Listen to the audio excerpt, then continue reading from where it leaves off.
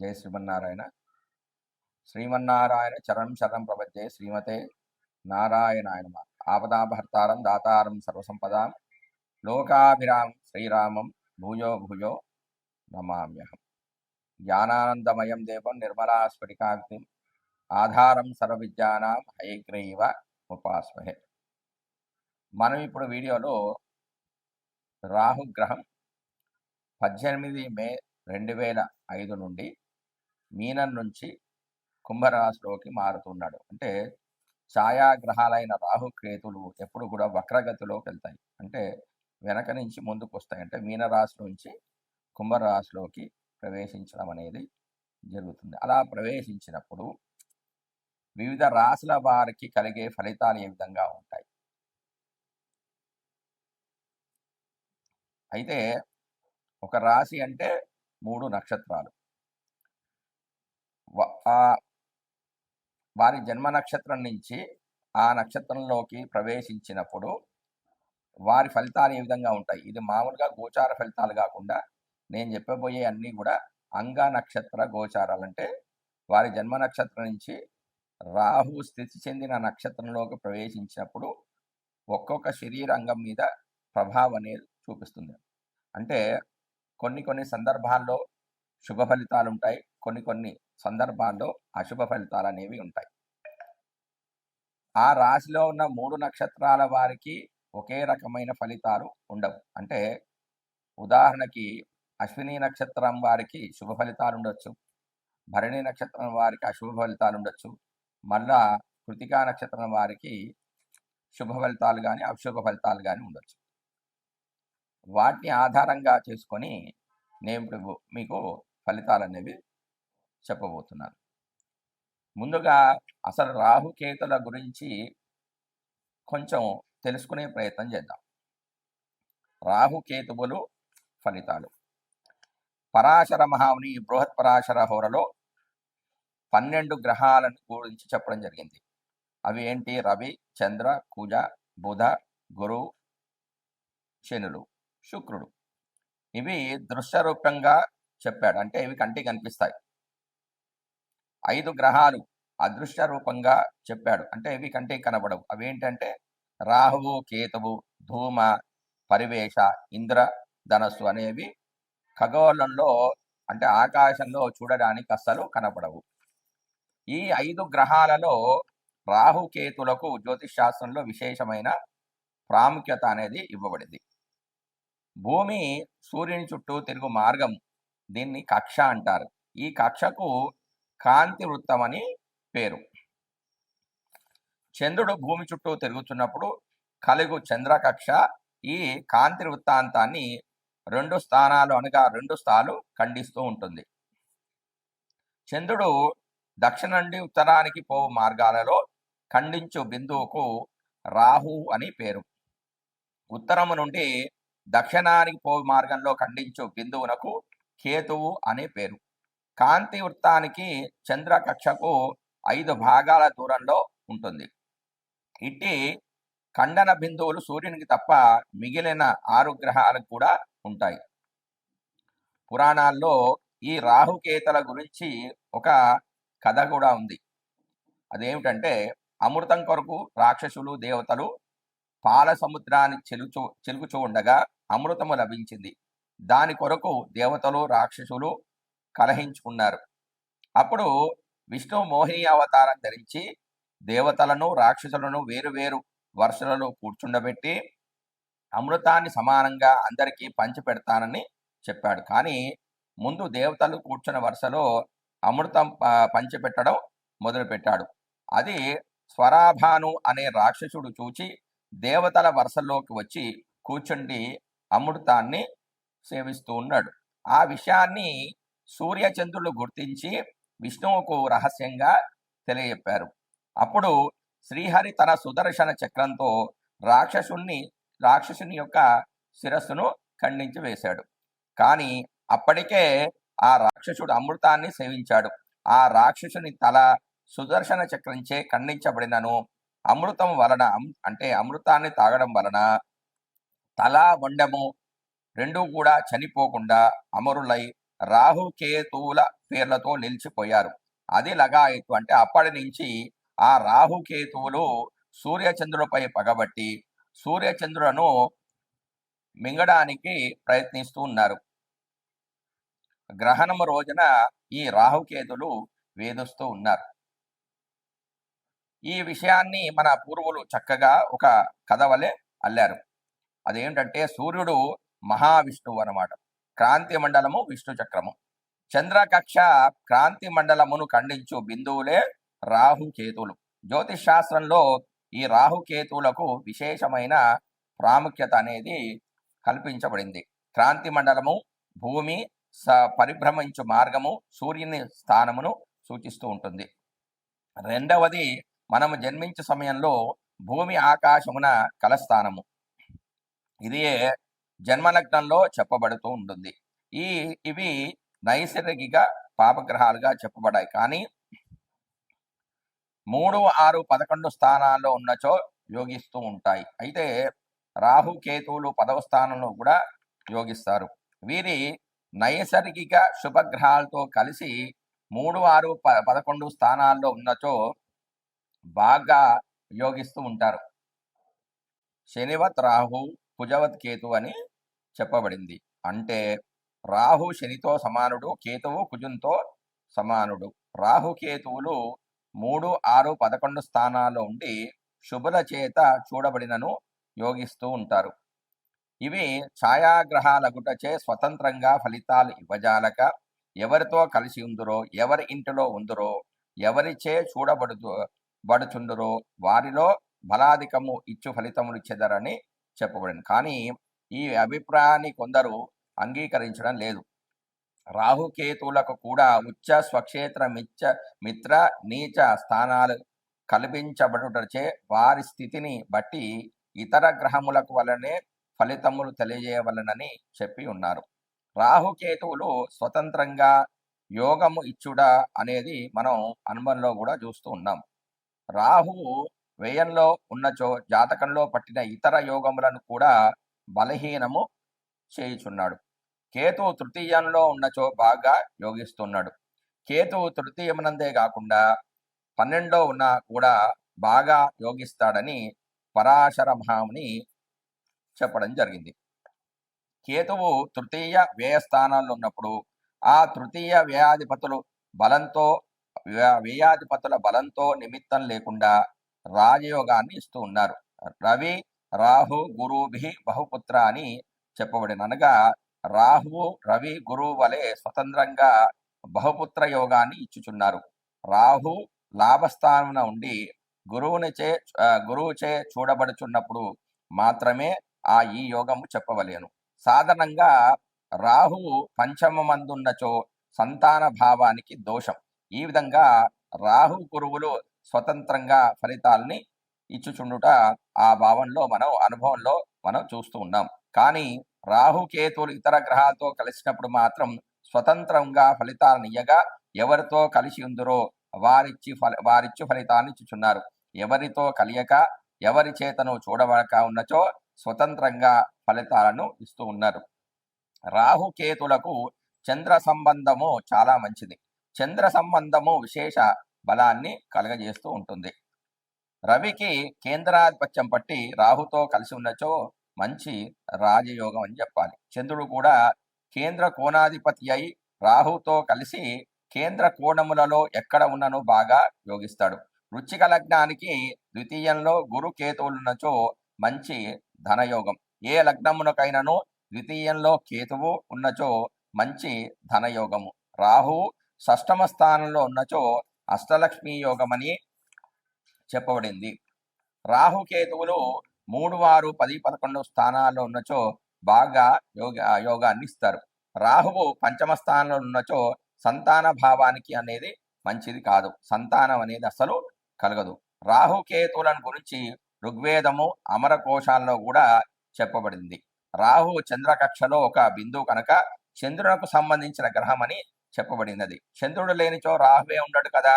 అందుచేత చంద్రునకు ఉచ్చస్థానమైన వృషభము రాహునకు కూడా ఉచ్చస్థానముగా చెప్పబడింది. అందుచేత కర్కాటకం రాహునకు మూల త్రికోణము, చంద్రుని యొక్క పుత్రుడైన బుధుని స్వక్షేత్రములైన కన్య రాహువునకు కూడా స్వక్షేత్రము అగుతూ ఉంది. కేతువు ఎల్లప్పుడు కూడా రాహువునకు సప్తమంలో ఉంటాడు కనుక వృచ్చికము కేతువునకు ఉచ్చరాశి అగుతుంది. మీనం స్వక్షేత్రం అగుతూ ఉంటుంది. కేతువునకు మూల త్రికోణము మాత్రం ధనుసుగా చెప్పబడింది. రాహువు రాక్షసుని యొక్క తల, కేతు అంటే మొండం, అంటే తల రాహువు, మొండెము కేతువు. సుదర్శన చక్రముచే నరకబడినప్పుడు ఆ రాక్షసుని తల మొండము కొరకు కిందకు చూస్తుంది, అంటే తల కిందకు పడిపోయింది. చూచుట మొదలుపెట్టాను అనగా భూమిపై చూచుట మొదలుపెట్టింది అనమాట. అందుచేత రాహు భూలోక విషయాలపై ఆసక్తి కలవాడుతూ ఉన్నాడు. కేతువు ఆ రాక్షుని యొక్క మొండము, అంటే మొండం గురించి పైన చూస్తున్నాడు. మొండము ఆగుటచే తన శిరస్సు ఏమయ్యను అని పైకి చూచడం మొదలుపెట్టాను, అనగా ఆకాశం వైపు చూచడం మొదలుపెట్టాను, అనగా మోక్షం కొరకు చూస్తూ ఉన్నాడు.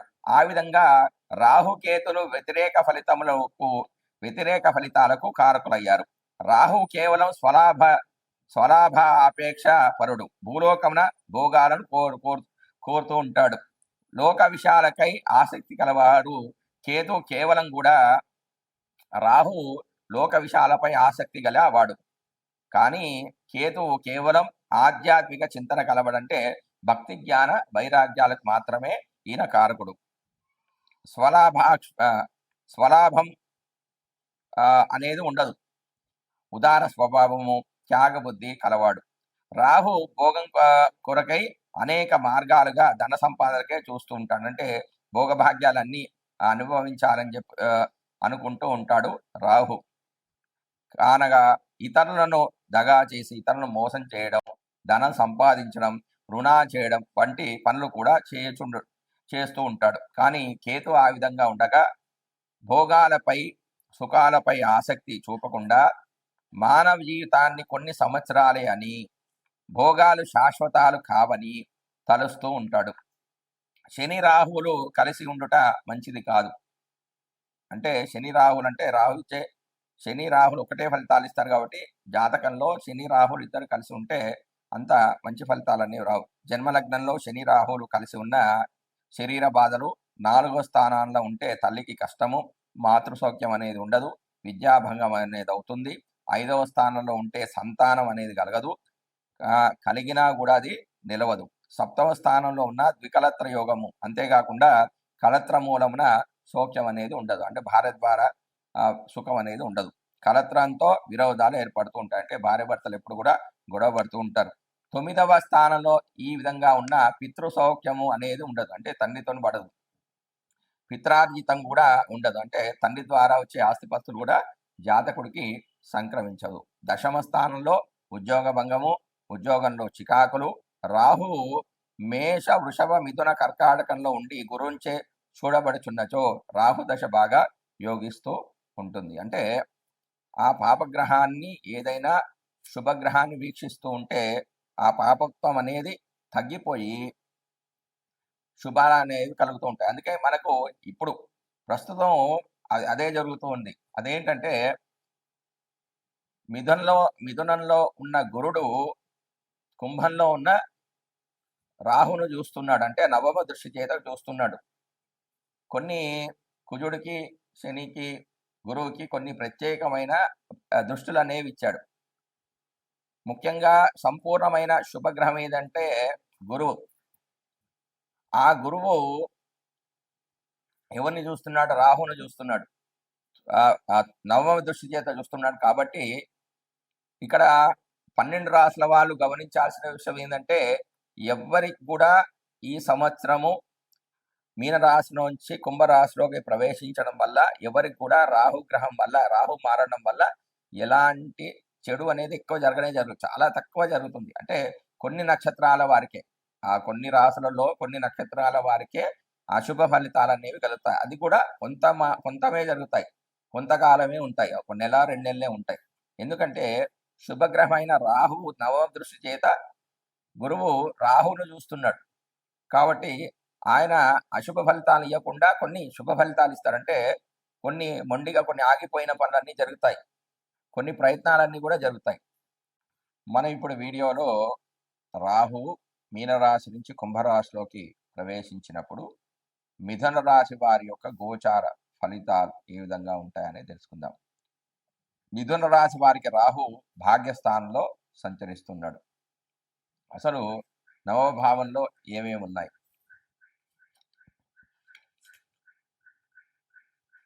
భాగ్యం శాలాంచ ధర్మంచ భాతృపత్యాది కాంసద తీర్థయాత్రాదికం సర్వం ధర్మస్థానాన్ని నిరీక్షయేత్. అనగా భాగ్యము, ధర్మము, సోదరుని యొక్క భార్య, తీర్థయాత్రలు, భావమరిది మొదలగు వాణిని భాగ్యస్థానం నుంచి అనగా వాణిని భాగ్యస్థానం అనగా నవమ స్థానం నుంచి విచారణ చేయాలి. గురువు మరియు ఆచార్యం యొక్క విచారణ కూడా ఈ భావం నుండే చేయాలని చెప్పారు.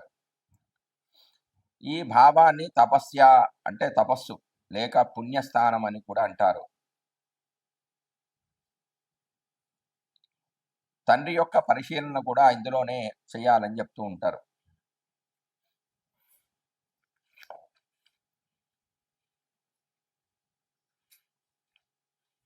ఈ మిథున రాశిలోని మృగశిర నక్షత్ర జాతకులకు 18 మే నుండి 21 నవంబర్ వరకు పూర్వభాద్ర నక్షత్రంలో సంచరించడం ద్వారా అంగగోచారం ప్రకారం శిరస్సు పైన సంచరించడం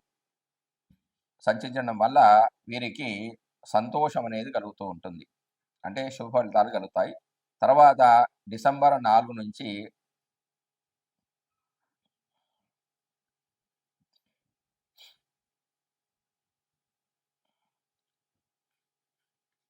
డిసెంబర్ 4, 2026 వరకు శతభిష నక్షత్రం, ధనిష్ట నక్షత్రాల్లో సంచారం వల్ల ఉదర భాగంలో సంచారం ఫలితం అంటే రతీకి అంటే కోరికలు అనేవి తీరడం అనేది జరుగుతుంది. 9వ స్థానంలో శుభ ఫలితాలను జాతకుడు పొందుతాడు. అవేంటంటే దూర ప్రయాణాలు చేస్తారు, శుభకార్యాలు చేస్తారు, దాన ధర్మాలు చేస్తారు, విదేశాలలో విద్యను అభ్యసించాలి అన్న వారికి ఇది శుభ సమయం అని చెప్పొచ్చు. విదేశాల్లో వివిధ రకాలుగా పెట్టుబడులు పెట్టే వారికి లాభసాటిగా ఉంటుంది. స్పెక్యులేషన్స్ అంటే గుర్రపు పందాలు, లాటరీల వంటి వాటి ద్వారా ఆదాయం కూడా వచ్చే అవకాశం ఉంది. మొత్తం మీద ఈ సంవత్సరం ఈ రాశి వారికి రాహు వలన శుభ ఫలితాలన్నీ కలుగుతాయి. కారణం ఏంటంటే రాహు గ్రహాన్ని ఒక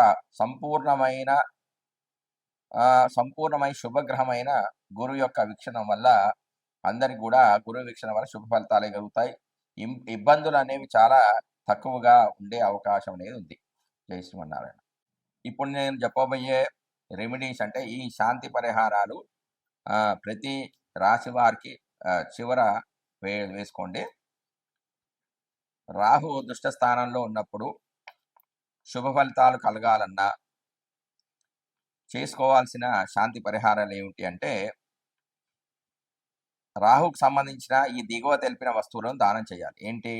బంగారము, సప్తధాన్యాలు అంటే మినుములు, పెసలు, శనగలు, బార్లీ, బియ్యము, గోధుమలు, ఉలవలు ఇవి దానం చేయాలి. ఇంకా నీలి వస్త్రము, ఇనుము, నువ్వులు, కంబళి అంటే రగ్గు కప్పుకునే చెద్దరు, శూర్పం అంటే చేట, నువ్వులతో నిండిన రాగి పాత్ర, ఖడ్గం అంటే కత్తి, బంగారంతో చేయించిన సర్ప ప్రతిమ, పాము యొక్క బొమ్మ ప్రతిమ, సీసము, ఆవాలు, గుర్రము మొదలైన వస్తువులన్నింటినీ కానీ లేదా యథాశక్తిగా వీటిని అన్ని ఇస్తే కూడా మంచిదే, లేకపోతే యథాశక్తిగా సంపాదించిన కొన్ని వస్తువులను కానీ దానం చేయటం వల్ల రాహుగ్రహ శాంతి అనేది కలుగుతూ ఉంటుంది.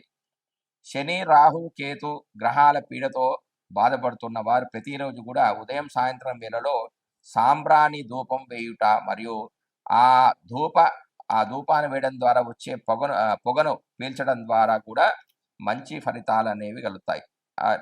ఆ పొగను పీల్చితే కూడా అశుభ ఫలితాలు అనేవి తొలగిపోతాయి.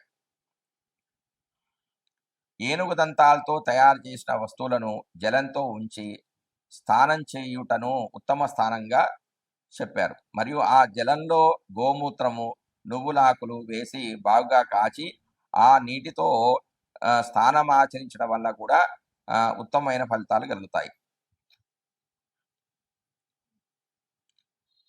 ముఖ్యమైన గమనిక ఏంటంటే జన్మ కుండలి యందు వర్ష కుండలి యందు లేక గోచారిత్యా ఏదైనా గ్రహము దోషకారకమై ఉన్నచో ఆయా గ్రహ శాంతి నిమిత్తము జపము, దానము, హోమము, స్థానము, శాంతి పఠనము, దేవతా పారాయణాది ఉపాయాలు నిర్వహించడం వల్ల శాంతి అనేది చేకూరగలదు. ఏ గ్రహం కొరకు ఏ ఏ వస్తువులు దానం చేయవలెనో, ఏ ఏ వస్తువులు జలంలో వేసి స్నానం చేయవలెనో స్పష్టంగా అరిష్ట శాంతి అనే ఒక ఖండంలో అనే పుస్తకంలో వీటి గురించి చెప్పడం అనేది జరిగింది.